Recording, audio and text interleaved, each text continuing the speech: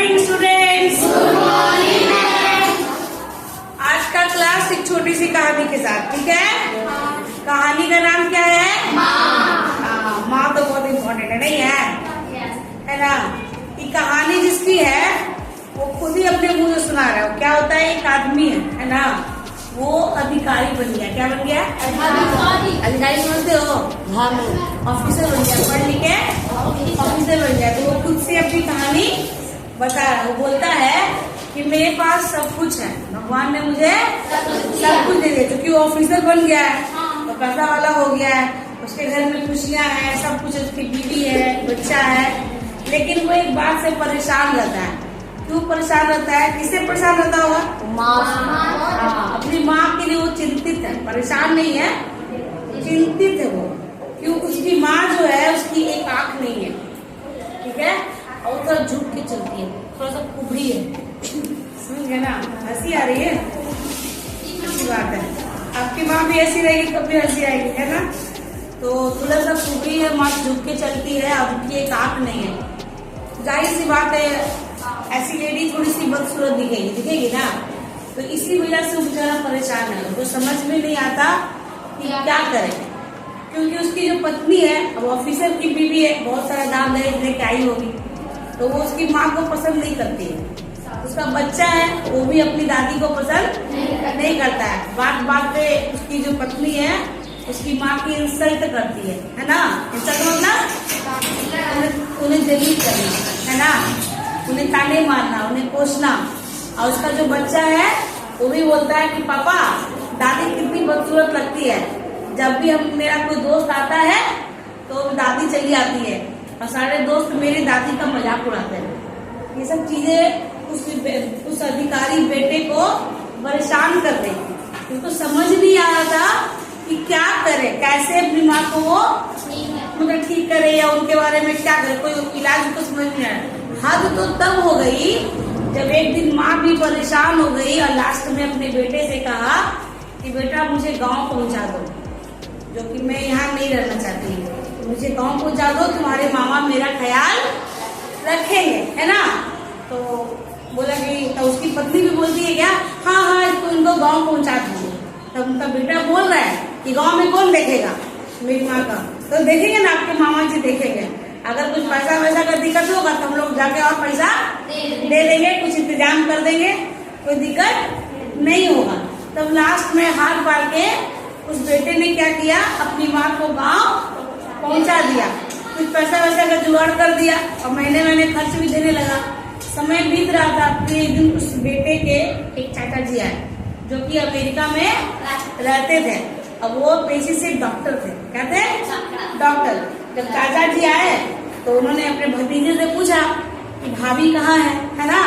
तो उसने कहा बेटे ने कि उनको मैंने गांव भेज दिया है। चाचा जी ने कहा क्या ऐसी बात है, चलो सबको चलो, भाभी से हम लोग मिलेंगे। तो सभी लोग कार से भाभी के पास, मतलब बूढ़ी माँ के पास गए। वहाँ क्या देखते हैं कि उसकी जो माँ है चारपाई पे पड़ी हुई है और पूरे मतलब उनके पूरे शरीर में बुखार है, पूरा बुखार से तप रही है, ठीक है। जब चाचा जी देखते हैं उनको बड़ा गुस्सा आता है, बोलते हैं क्या कि यही तुम मेरी माँ का देख कर रहे हो।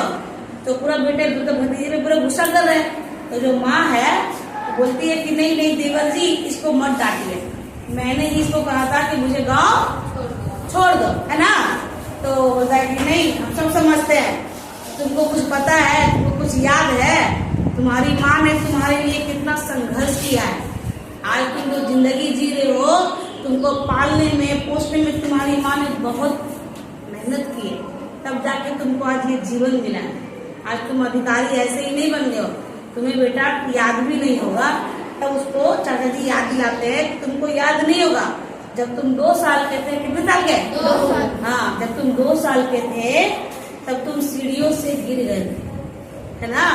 तो उस टाइम क्या हुआ था कि आपकी रीढ़ की हड्डी टूट गई और आपकी आंख भी एक चली गई थी। तब यही भाभी ने आपको अपनी आंख दी। आज इस पूरे संसार को जो तुम देख रहे हो अपनी माँ की वजह से देख रहे हो, और उन्हें अपना बोन मैरो दिया, तब जाके तुम सीधे होके चल रहे हो। और तुम्हारी माँ जो झुक के चलती है और उनकी आंख नहीं है, उसकी वजह भी तुम ही हो। तुम्हें अच्छी जिंदगी देने के लिए मेरी भाभी ने इतना बड़ा त्याग किया है, ठीक है। तब तो बेटा को दुख होता है, पूरा रोने लगता है पूरा। अब उसकी पत्नी को भी एहसास होता है कि बात तो सही है, हम लोगों ने गलती की है। तब दोनों रोने लगते हैं। लेकिन चाचा जी थे बहुत गुस्से में थे, बोले कि चलिए भाभी, जो आपको यहाँ रहने का जरूरत नहीं है, मैं आपको अपने साथ अमेरिका ले जाऊंगा। पूरा गुस्से से बोला चाचा जी ने बोला। तब बेटा क्या किया, उसके पैर पकड़ लिए। तब वो बोलता है कि नहीं चाचा जी ऐसा मत कीजिए, अभी तक तो मैंने पाप बहुत किए, कम से कम अब मुझे मौका दीजिए कि मैं अपनी माँ का ख्याल रख सकूं, ठीक है।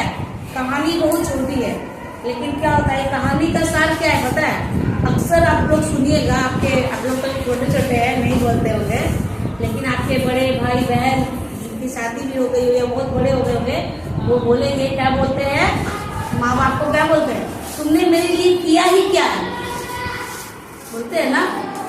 तुमने आज मेरा छोटा सा बच्चा है, उसको खिलाने में मेरी इतनी हालत खराब होती है कुछ कहने के लिए। एक रोटी खिलाने में 1-1 घंटा 1.5 घंटा लगता है। तब लगता है मुझे कि मेरी माँ ने मुझे ऐसे ही पाला होगा। हम लोग भी बच्चे होंगे, कभी हम लोग भी शरारत करते होंगे। 10 दिन से उसको बुखार है और इतना ड्रामा करता है खाना खाने में, रोटी चावल ऐसे तो ऐसे नहीं खाता था, अभी अब खाता है। तो ये बोलता है कि माँ बाप आज आप जो जिंदगी जी रहे हैं, आपके चेहरे पे खुशी है, उसके पीछे माँ बाप ने बहुत ज्यादा त्याग किया है। इसलिए कभी भी ये मत कहना कि आपने मेरे लिए किया ही क्या है। ये बात बोलने से पहले 100 बार नहीं 1000 बार सोचना। आप जो इतना अच्छा लाइफ जी रहे, इतना अच्छा खा रहे, पी रहे, टहल रहे, खुश है ना। तो ऐसे बच्चों से पूछो जिनके माँ बाप नहीं है, समझ गया। उनके लिए क्या कितना दिक्कत का सोचता है। मेरी माँ अगर हमको चल जाती है छोड़ के, एक दिन घर खाली रहता है, वो काटने को दौड़ता है, उस घर में हमको रहने का मन नहीं करता है। इसलिए सबसे ज्यादा अगर दुनिया में इज्जत देना है, प्यार करना है, तो किसको करेंगे, माँ बाप को करेंगे। क्योंकि वो लोग जो आपको दे रहे हैं ना, वो निस्वार्थ है, उसके पीछे उनका कोई भी स्वार्थ है। अपने बच्चों के लिए माँ बाप बहुत ज्यादा करते हैं, कोई नहीं करता, सिर्फ माँ बाप ही करते हैं।